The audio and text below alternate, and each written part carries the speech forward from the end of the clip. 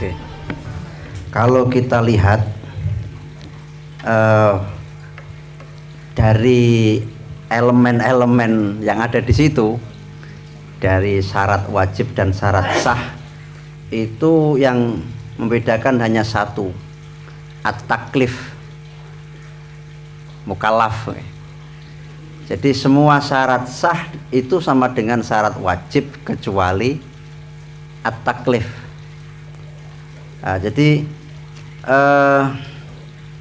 orang yang mukallaf itu wajib puasa, sementara orang yang belum mukallaf, belum balik akil, ya orang yang belum balik akil itu kan belum wajib, tetapi seandainya dia puasa sah. Jadi ada yang sah tapi tidak wajib, puasanya sah tetapi tidak wajib.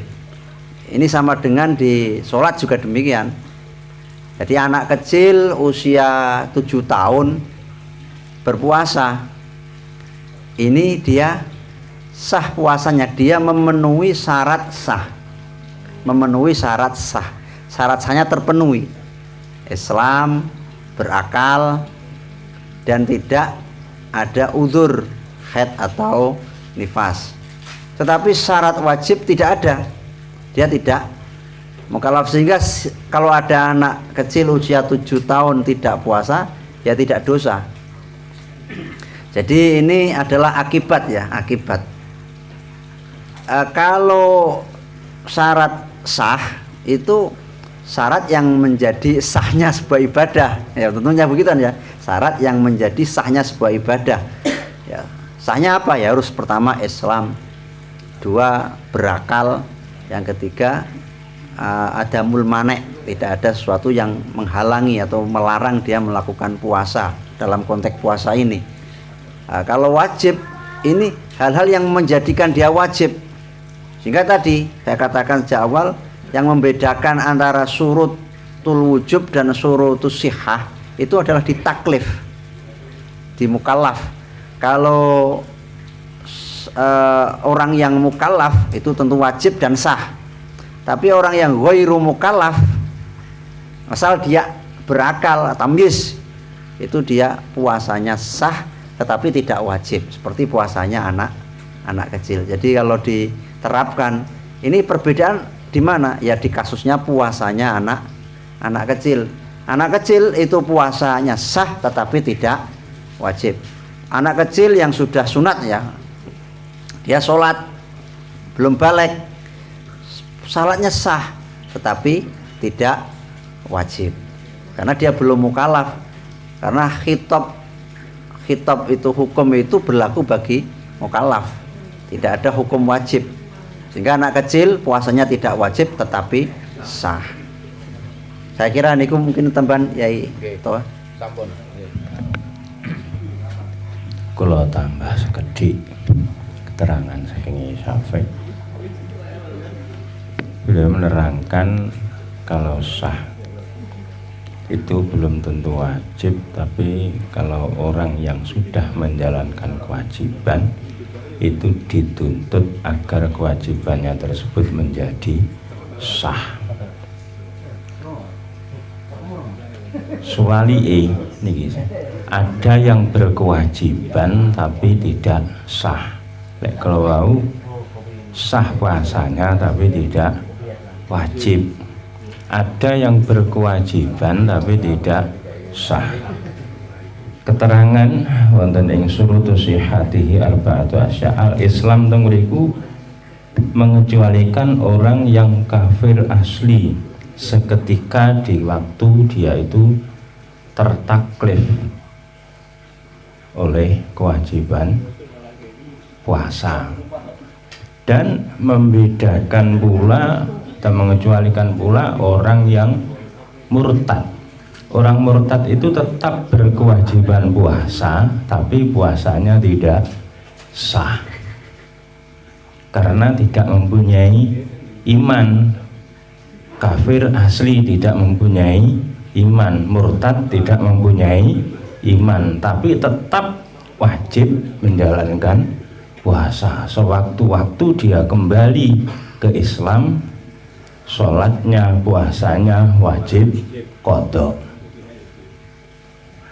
Jadi yang membedakan antara sah dan wajib, sah itu setelah puasa itu dijalankan, baik yang menjalankan itu mukallaf atau belum, seperti Sobi itu tadi. Kalau wajib itu sudah tertentu, ditaklifkan atau dituntut untuk menjalankan bagi orang yang sudah mukallaf. Makanya ada 5 tersebut. Pertama, Islam, mukallaf itu yang sudah dewasa akil balik. Kalau tidak menjalankan berarti dosa, maka hukumnya wajib. Orang Islam kok tidak puasa, pertama itu juga dosa. Itokoh puasa bisa menjalankan puasa, tapi kok tidak menjalankan puasa, hukumnya dosa. Ini syarat wajib yang ketiga. Syarat wajib yang keempat, sehat. Wong sehat kok ndak poso, padahal kuat poso, itu hukumnya dosa. Iqomah, orang yang mukim, tidak bepergian, artinya itu kalau tidak ada rukhsah kok tidak menjalankan puasa, maka hukumnya dosa. Jadi wajib-wajib di situ kaitannya dengan orang yang bila tidak menjalankan puasa, hukumnya dosa. Kalau sah itu hubungannya dengan menjalankan suatu kewajiban yang diperintahkan oleh Allah dengan memenuhi kriteria ibadah tersebut, baik itu orangnya mukallaf atau belum mukallaf, sah. Pokoknya sudah memenuhi kriteria dalam ibadah. Contohnya, kalau orangnya itu Islam, dikala itu waktu Ramadan, umpamanya orangnya Islam, umpamanya tanggal 2, 3 urung Islam, tanggal 5 lagi syahadat, wajib menjalankan puasa Islam karena Islam, dan juga puasanya sah dikarenakan dia sudah masuk Islam, sah. Yang kedua, sah itu kalau dia itu mempunyai akal sehat, tidak gila, sah. Karena mengapa kok dikatakan sah kalau berakal? Karena andaikan puasa ibadah itu dijalankan oleh orang yang tidak berakal, maka puasanya sia-sia, tidak sah. Kemudian niqaun, bersih, min nahwi haidin, saking sepadane haid, dari semacamnya haid, nifas, wiladah dan sebagainya. Andaikan orang yang tidak bersih itu menjalankan puasa, meskipun dia berkewajiban karena orangnya itu orang Islam, karena adanya manik yang mencegah, dengan adanya manik tersebut maka menghalangi terhadap keabsahan menjalankan puasa. Sehingga andaikan kalau orang yang mempunyai manik atau orang yang mempunyai hal-hal yang tidak diperbolehkan menjalankan puasa kok tetap nekat menjalankan puasa, maka timbul hukum sebaliknya, bukannya wajib tapi malah haram, seperti orang yang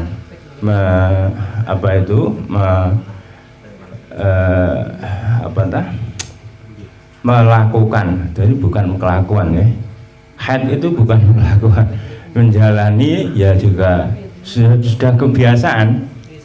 Orang yang haid gitu saja kok tetap nekat menjalankan puasa, dan tahu apabila orang yang mempunyai manek atau hal yang mencegah menjalankan puasa tetap nekat, maka hukumnya haram.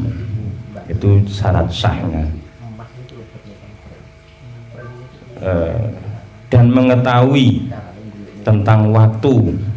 Ya, ini mengetahui tentang waktu ini seperti sholat. Kalau sudah masuk waktu zuhur namanya, kemudian sholat, tapi tanpa mengetahui terlebih dahulu, tanpa ijtihad, tanpa ingin tahu ini sudah masuk zuhur beneran apa belum, atau mengetahui dengan tanda-tandanya, atau mengetahui dengan sesungguhnya, istilahnya sholatnya ngawur, ndak ngerti, ndak nggawe patokan waktu, itu juga tidak sah.